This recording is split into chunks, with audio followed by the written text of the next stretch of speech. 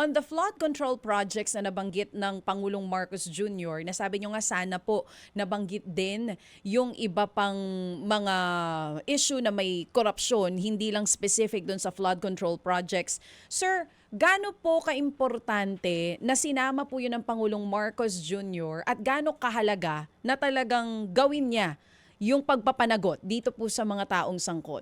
At gaano katagal dapat bago ang aksyon para makita po yan ng bayan? Alam niyo, DJ Chacha, napakahalaga niyan kasi emotional na yung taong bayan. Kasi una sa lahat, yung news at saka various social media platforms at nandyan na inalalathala na ano nangyari dun sa bilyong-bilyong piso na nakalaan sa budget pagdating sa flood control.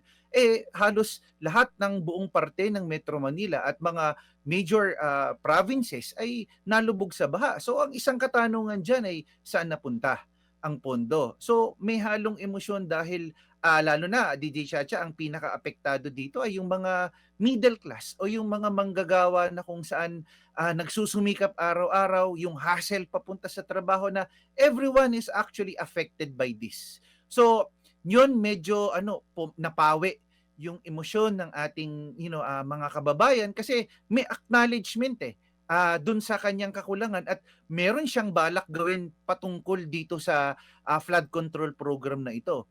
Pero bagamat ang pahayag na ito ay pahayag lamang, ang mahalaga dito, DJ Chacha, ay may mapanagot na mga individual o may mga opisyal na kung saan napakataas dapat at magkaroon dapat talaga ng accountability po pagdating dito sa ganitong klaseng usapin.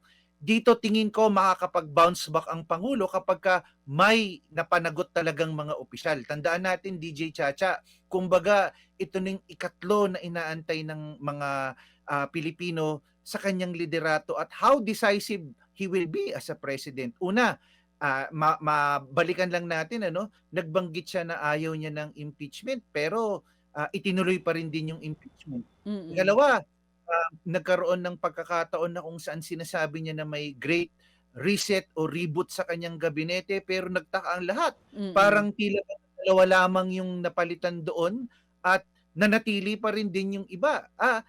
Ngayon, ikatlo, susubukan ang kanyang liderato at gaano ka-firm ang Pangulo dito na talagang meron ba talagang mapapanagot at may mga gugulong ba talaga na ulo at individual na responsable sa pagkakabaha ito.